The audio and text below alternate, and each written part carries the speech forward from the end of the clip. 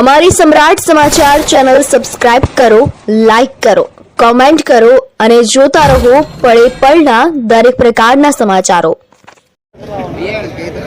સાંભળજો ભાઈઓ, આપણી જે એકતા થઈ છે ને એ આપણો રંગ લાવશે. જે આપણે સાહસ કર્યું છે કે ભાવ વધારવો જોવે અને આપણા મુદ્દા છે એ એકવાર રિપીટ કરી દઉં કે પહેલો મુદ્દો એ છે કે ભાવ આપણો વધવો જોવે. જે તમે નીચા ભાવની માલ પર આપણી પાસેથી કામ કઢાવવામાં આવે છે આ તદ્દન બંધ કરાવવાનું છે. અને બીજો મુદ્દો એ છે 1 થી 5 ની માલ પર આપણા પગાર થઈ જવા પડે. અને ત્રીજો મુદ્દો એ છે કે જ્યારે કારીગરોની જરૂર હોય ને ત્યારે એ કારીગરોને રાખે અને પછી કારીગરોને હેરાન કરવાનું ચાલુ કરે. ના નથી પાડતા કે તમે વિયા જાઓ અને હેરાન કરવાનું ચાલુ કરે. એટલે આ તદ્દન ન થવું જોઈએ. એને હાટું આપણે બધા એકતા ક્યાં છીએ અને એટલી જે આપણે સાહસ કર્યું છે ને હજી આપણે આ મુહિમ ચાલુ રાખવાની.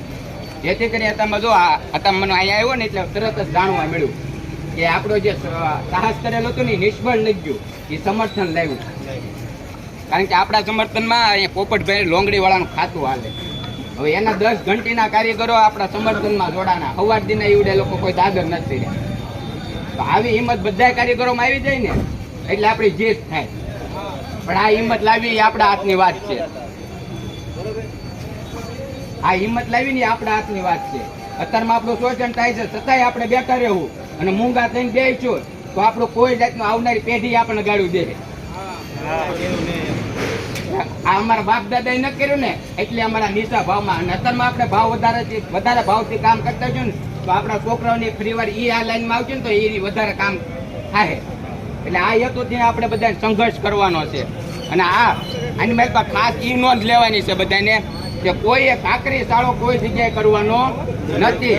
આપણે કાયદામાં રહી અને આપણે લડત આપવાની છે. આપણે કોઈ ઉગ્ર નથી બનવાનું.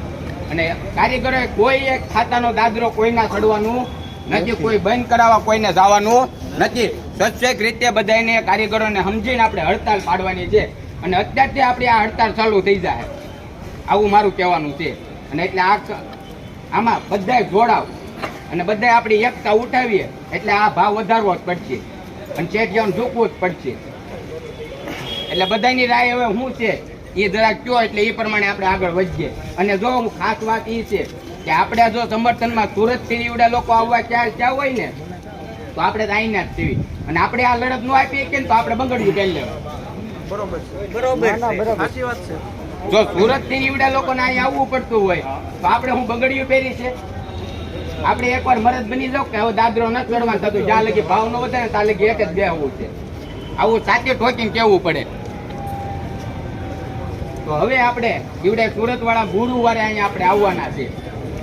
આવતા ગુરુવારે કાયદાકીય રીતે આપણે જ્યાં સરકારી છે જવાબદાર અધિકારી છે એ બધાને આપણે રજૂઆત કરી પછી આપણે આગળ વધવાનું છે. ને ઈવડાને ભાવ વધારવો જ પડશે. અને જો ભાવ નહીં વધારે ને તો પછી ઈવડા લોકોને શોષણ થાય એને શોષવું પડશે. એટલે ભાવ એને વધારવો જ પડશે. એટલે બધા મિત્રો કોઈ દાદરો નથી ચડવાનું થતું. આ બધાનું શું કેવું છે એકવાર જો. એટલે ભાઈ ગુરુવારે આવે ગુરુવારથી જ રાખો ને ભાઈ. હા એમ ગુરુવારે હડતાલ કરી દો. ગુરુવારે આપણી હાટું જે લોકો અહીંયા આ 10 ઘંટીના કારીગરો ઉતર્યા એ આપણી હાટું ઉતર્યા છે. એના ખુદના સ્વાર્થ માટે ન ઉતર્યા. તો એનો હું જો એ આપણી હાટું ઉતર્યા છે હવે એના મૂકીને આપણે બધા દાદરા ચડી જવું તો આપણી જેવા નમાલા કોઈ ન હોય. હા ઈવડે લોકો ગુરુવારે આવવાના છે. આપણે શાંતિપૂર્વક કોઈ જાતનું ઉગ્ર નથી બનવાનું. કોઈ જગ્યાએ કાંઈ કોઈને કાકરી સાળો ન કરવાનો. શાંતિથી આપણે રજા રાખી દેવાની છે. ગુરુવારે આવે તો ગુરુવારથી આંદોલન ચાલુ કરાવે ને નહીં. આજથી આપણું આંદોલન સ્ટાર્ટ થાય.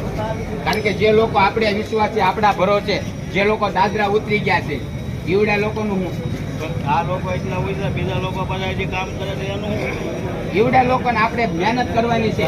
આપણે કોઈને જબરદસ્તી ન કરવાની. એટલા લોકો જે કાંઈ ન થાય ને કારખાનું આ જે બધા ચાલુ સુરતમાં હવે સ્ટોપ તળાજામાં સ્ટોપ થઈ જવું પડે. ગુરુવારથી કરો એમ સ્ટોપ થઈ ગયું. આ એકતા કહેવાય. અને આપણે એકતા બનાવવા માટે સાંભળો ભાઈ, આપણે એકતા બનાવવા માટે ખાલી આ ભાવ વધારવાની એક માટે મુદ્દા ઉપર નથી ભાઈ. સાંભળો, આપણે એક મુદ્દા ઉપર એકતા નથી. આપણે હરેક મુદ્દા ઉપર એકતા કરવાની છે. જયારે કારીગર ટિફિન લઈને ઘરેથી નીકળે ને અને રસ્તામાં કાંઈ પણ થાય ને તોય તે શેઠની જવાબદારી આવે. એટલે તે વખતે એને જે કાંઈ દવાખાનાથી માંડીને એની જે રોજગારી પડે છે નાથી માંડીને શેઠની જવાબદારી આવે છે. એટલે આ મુદ્દા ઉપર આપણે ચર્ચાઓ કરવાની છે.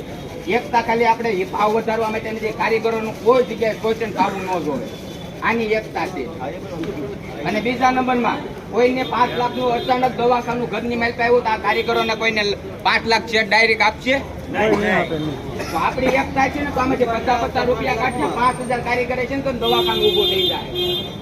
તો આ આપણે કરવાનું છે. આપણે આપણા હિંમતથી હાલવાનું છે. એટલે આ 7-8 મુદ્દા ઉપર આપણે ફૂલ ફોકસ કરવાના છીએ. અને એકતા હવે થાય કારીગરોની. અને જ્યાં લગી એકતા ન ખાય ત્યાં લગી જરાય ધાને ન ખાવું.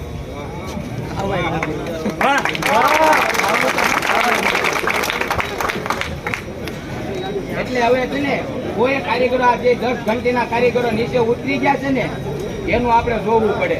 જો આપણા ભરોસે આપણા ઉપર ભરોસો રાખ્યો, વિશ્વાસ રાખ્યો ત્યારે 10 ઘંટીના કારીગરો નીચે ઉતરી ગયા. હવે એ કારીગરોના સમર્થનમાં આપણે બીજા કારખાના કઈ રીતના આપણે કારખાનામાંથી કારીગરો આપણી આરે મુહિમમાં જોડાય એ મહેનત કરવાની છે. કોઈ ઉગ્ર બનવાનું નથી અને કોઈ કાયદો હાથમાં ન લેવાનો. આપણે કાયદેસરની લડાઈ છે, આપણે કાયદેસર રીતે લડશું અને કાયદામાં રહીને લડશું. એટલે આપણે 100% આપણું રિઝલ્ટ મળશે. કાયદો હાથમાં નહીં, કટોરી હાથમાં નહીં.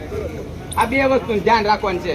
કોઈ જગ્યાએ કોઈ કાકડી સાળો કરવાનો નથી. અને હવે તો કટોરી હાથમાં ન લેવાનું. ચાલે કે ભાવ ન વધે ને ચાલે કે બધાનું શું કહેવાનું છે આમાં બે કોઈ તો પછી ન કરી ને તો પછી એકવાર કહી દો નથી ચડવાનું દાદરો.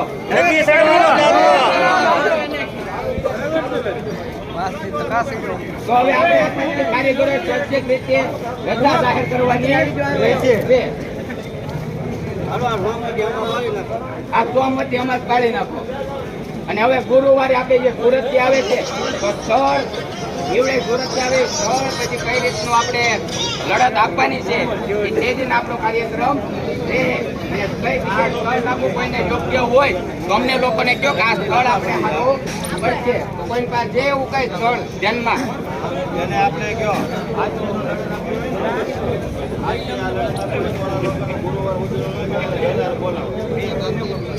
એમ બનશે પહેલા